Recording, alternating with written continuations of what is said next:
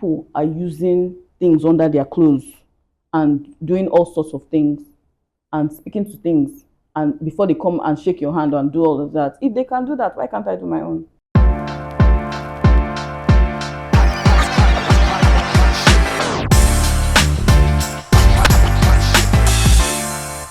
Hello, everyone.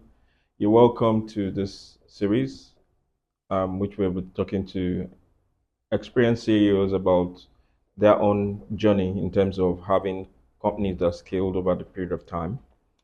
So today with us, we'll have the co-founder, Sycamore, and she's currently the CEO of the Bedrock Group, Onyinye Okonji. Onyinye, it's nice to meet you. You're welcome. Thank you very much for having me. Lots of people don't think that that's necessary in business. And you're saying you pray through choosing your directors And decisions. and decisions. Yeah. That's very interesting because I'm wondering, lots of young people will be watching and wondering, so you have to pray to God for such things. And, I just want you to just shed a little bit of light on that. What does that, why do you have to do it? What does that mean? Why is it important to me? Yeah. Okay, first off, before I am a business woman, I'm a Christian. Yeah. And I believe in God. I believe that Jesus died for me and I'm going to heaven, fundamentally. Who I am after that is layered on my belief system. So what's your own belief system? It can be whatever I'm not even judging anybody right now. Yeah. But me, God is the one that said, when you go ahead and do this, I will do it. The wisdom I have to be setting up multi-million naira and dollar companies, it's not my own. I did not, the school fees that they paid for me did not reach this one, right? So the wisdom is from somewhere else. And I believe that the business environment is a spiritual environment too. Absolutely. People are using things under their clothes and doing all sorts of things and speaking to things and before they come and shake your hand and do all of that. If they can do that, why can't I do my own? Yeah. My own is that I believe in God. I believe that my steps are ordered by Him. I believe that He has made a way already for me in business. I believe all sorts of things. We'll go for an hour if I keep saying all things I believe, right? Yeah. My foundation is belief in God. So if I layer my business on that, what it means is that my decisions are God-centered. My how I bring people in fundamentally. I'll tell you an instance. Yeah. When I have a decision to make on a HR decision to make, and sometimes I'm across hairs with, oh, HR wants this, I want this. How am I thinking about it? I'll say, okay, give me the night. When I say that, give me the night, okay, I want to sleep on it. Is that I want to go and pray about it.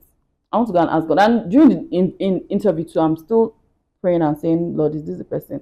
Sometimes I'm hearing you, sometimes I'm not. I'm like, okay, you're saying all the nice things, you're hitting all the high points, but under the hood, are you going to bring problems to this business or are you going to bring progress? And are you the person that is going to be the person that will really make this role better? Of course, if you believe in God, business is very spiritual. It is very spiritual. You'll be there thinking that you don't need to hold anything. You need to. Everybody else is holding something. So let everybody know who you are, because it is important for you when you start ascending. When you start ascending, there's a point where you can't go beyond if they don't know who you are. The owners either fight you or collect you. Do you understand? Yeah. So it's very clear, are you Christian or are you not? There are people that are very forward about their Christianity. Mrs. Awushika, I respect her a lot.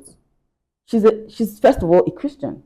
She's a very, if you're thinking about successful women, 5 successful women, the first 3 successful women that come to you in Nigeria, Mrs. Awushika is part of them. And she's very outward about her Christianity. So why not? Excellent. Interesting. It brings me to a story, a story that I was a part of a story as well, long time ago in part of my journey as well. There was a gentleman who I did stuff with. Okay. I was not meant to do stuff with him, but I did stuff with him. And I knew, and there was some bit of intuition that this thing was not. It went well for a while, Okay. but I knew from my intuition.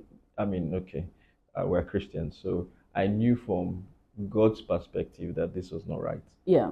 But it went well for a while, but I just realized that You made a mistake. looking back in retrospect, Yeah. yeah, the money was good, but it wasn't. It's not always about money. Yeah. Sometimes it's about you considering what you your own philosophies to life, and Yeah. considering what you know is correct, Mm-hmm. instead of just sometimes Forging just ahead. jump the gun and then go for whatever it is that you're going for. Yeah. So I think just to yes, comment on yes, this, right? please. I think that sometimes we learn a huge lesson. God allows us to make Yeah. those mistakes Mhm. because you don't want to trust in the Lord. You don't want to trust. Okay, go ahead and do Yeah. this. You didn't trust your God Mhm. because you weren't confident enough, Mhm. and that confidence is built over time. Sure. So, for the entrepreneur that's listening out there and saying, "Oh, yeah, I made that mistake," so it is the tuition that you're paying in the school Yeah. of business. Yeah, sure. You will make some mistakes. You can't get everything right Yeah. from the jump. Yeah. So if you don't make the mistakes, how would you learn? And sometimes they're very painful personal mistakes that you make, Mhm. but it's the tuition that you're paying, and everybody pays that tuition. Interesting. Yeah. So that brings me to something I would like to, shed some light on in terms of risks. Okay. As the CEO, Yeah. Bedrock, multiple people working with you. What will you classify as a risk that could keep you, awake? Like you said, let me take the night or something. What kind of risk would keep you awake? Trying to, in terms of, is it human risk? Is it financial risk? Is it an operational? I mean, just so that we could put some bit of perspective. What kind of risk in your business would you see? And then you lose sleep and you're just trying to figure out how to resolve it. I think people are fundamental to business, any kind of business you're doing. Even when you're all machinery, some people are setting up the machinery, servicing the people, right? Yeah. So when I'm up at night, it's people I'm thinking about. When I'm losing sleep, I'm thinking about, okay, this person that's meant to handle this output, right? So it's not really the output, because if you have the right people Yeah. and they're empowered enough, they should produce, right? Yeah. So when it's not happening the way, you're now thinking, okay, but it's the people fundamentally.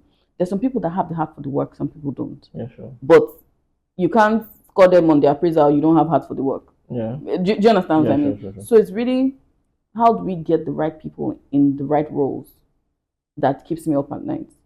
Um, and sometimes it's, how do I get the right people in the right sales role? Yeah. So that revenue will not be the next thing that's keeping me up at night. Sure. Do you understand? So it's really about people. I realized that more than anything, they're the most important part of business. Recently, we lost someone. Yeah. He was on his way to work, and someone hit him, and it was a fatal accident. And it was so scary to me to realize that, oh my God, when you are responsible for these people, when you're praying for your own safety, you pray for their own safety. When you're praying for your own progress, you pray for their own progress, because at the end of the day, what affects them will affect you. Sure. 100%.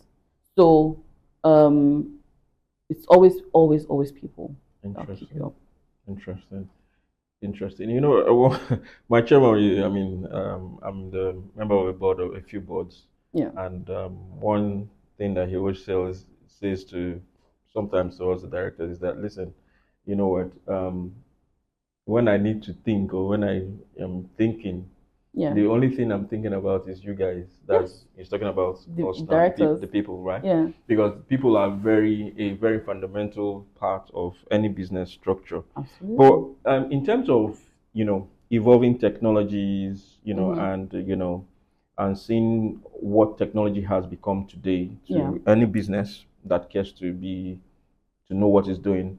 What would you say will shape your or reshape your mind as a CEO? What would you say?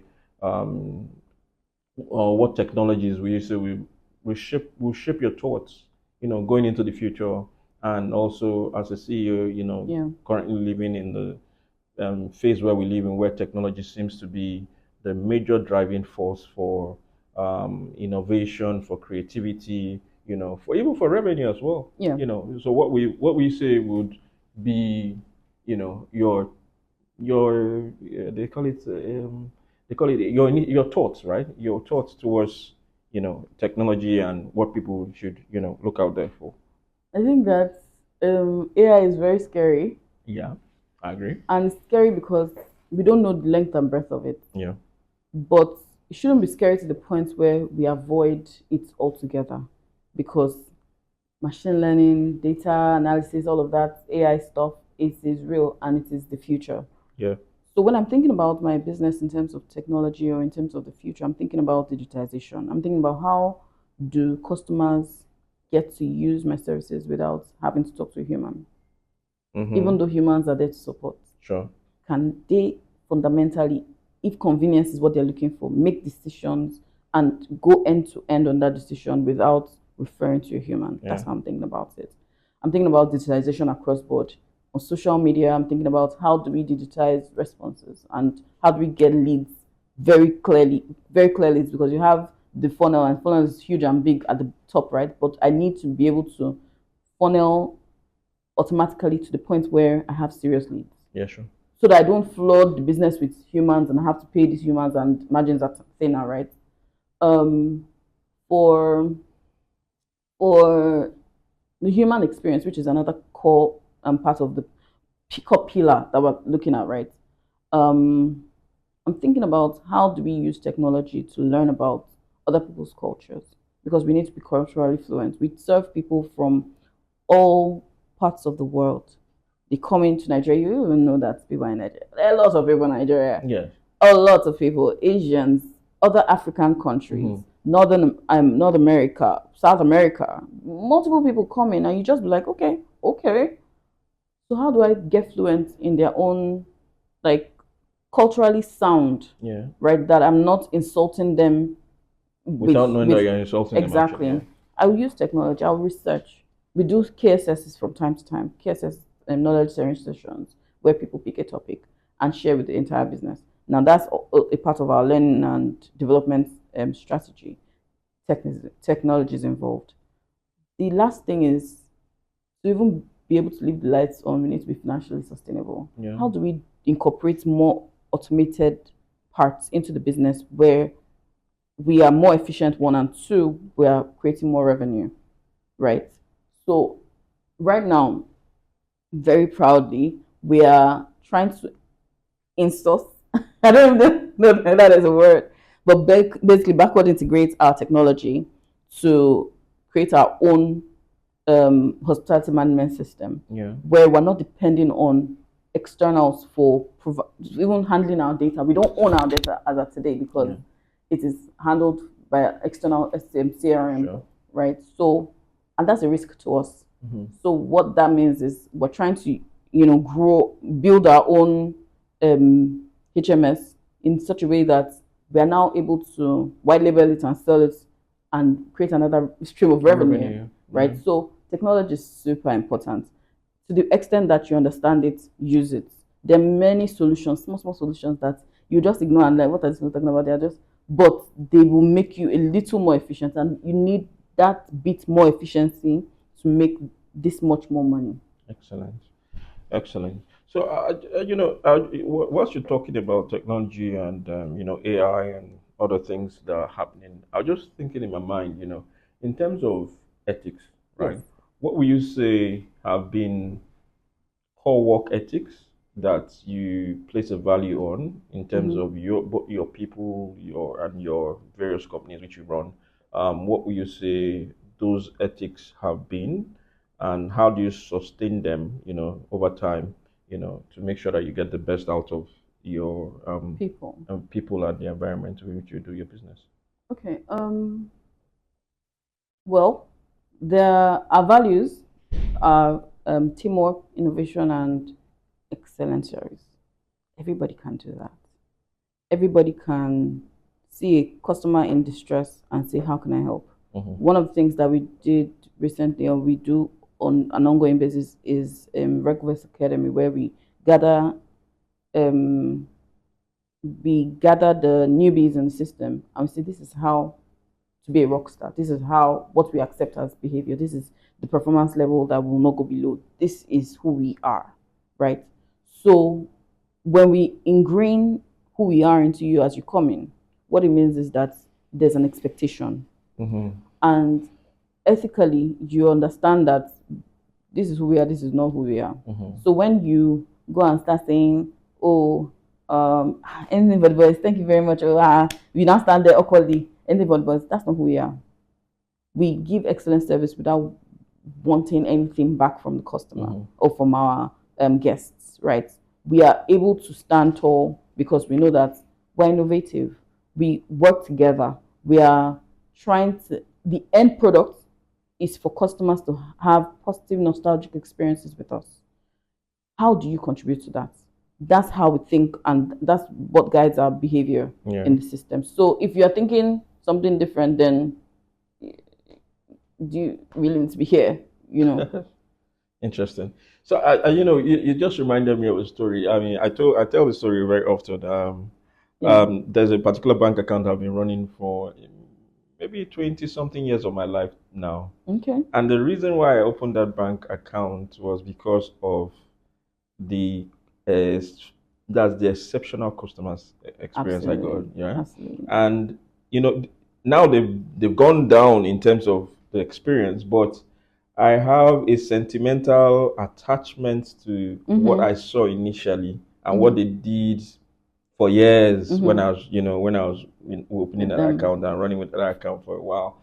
So sometimes, they tell you that the experience with the customer counts a lot, and it's people that create that experience. Absolutely. And lots of people, in this part of the world, people tend not to understand that. But it's very, very, very, very, very important that you understand that the customer is at the core of your business, and the way they perceive the business to be is the way they will live a lifetime with that business as long as with it the brand. Yes, as long as it exists. Yes. Very, very important, so that we guide the younger people who are listening to us today. Yeah. I'd like to just ask this question.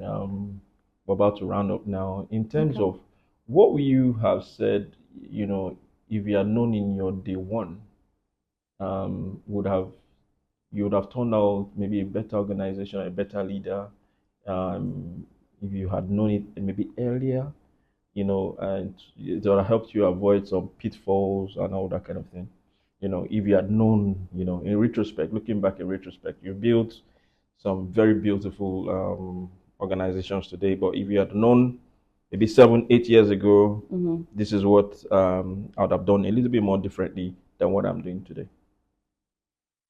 What would I have done differently 8 years ago? Yeah. I would trust my gut even more. So this is the benefit of hindsight. Yeah. I would not.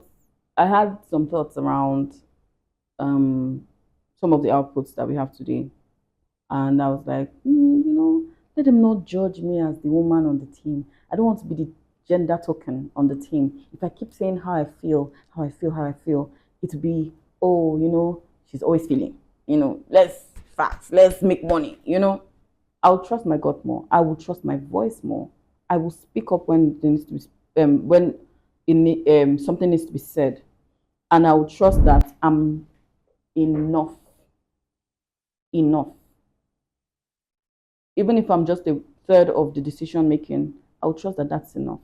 That I stand as a valid third of that decision making. Because over the years, now of course 8 years later, I'm a lot wiser for it.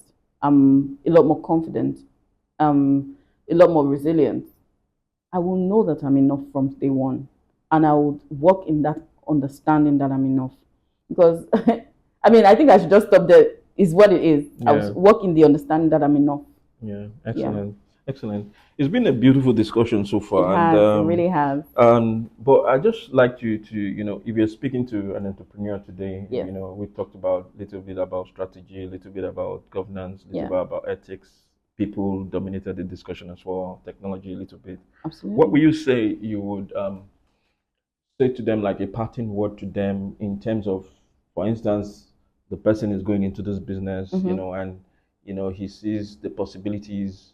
But he's not yet there yet, but he needs Mm-hmm. to be guided. Maybe talking now from an advisory kind of perspective. Yeah. What will you be saying to them in terms of your last parting words Okay, so to let me look at the this? camera while I'm saying this. Yeah. As a young entrepreneur, there's so many things against you. You're starting now. Many people have started a long time ago, so you're almost starting late, right? Almost. Your your mindset is very important in terms of your relationship to money. If you're in it for money, just don't bother because money will come. It will come down the line, but you have to be in it for the right reasons. I think the main thing, if you don't take anything else from this, is to be brave. There's nothing that you cannot achieve without you being brave. Take the first step. You will not be ready.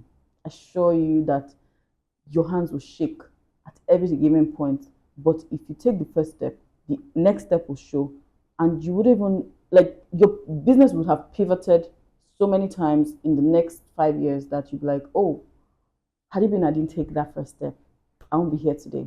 Be brave, do what you must in terms of where you are now. Where you are now is the most important thing. Be present. Your gut feel is so important. Trust it. Trust that you're making the right decisions. Trust that even when you make mistakes, those are lessons that you learn and how not to do again. And overall, just be brave. You in this environment that we are, some people describe it as VUCA, volatile, uncertain. Anything can change. It is ambiguous and it's very complex. Beyond that, AI has come to make it even more complicated. But you know what? If you trust that you're here to solve a pain point, that pain point will make you money. That solution will make you money. But eventually, you have to be of service. First, you have to be of service. So be brave, serve, and ensure that your mindset is clear. Thank you, everyone, for participating in this series. And this was episode one of our series. We look forward to having you participate. You can like, comment, and you share this link with your contacts as well. Um, your feedback is valuable to us to help us improve this channel and also give you the kind of information you require as an entrepreneur starting off in business. We'll always be bringing you the best that we can, and we're looking forward to the next episode where we'll have another CEO speak to us about their perspective towards growing a business in a structured manner. Thank you, everyone.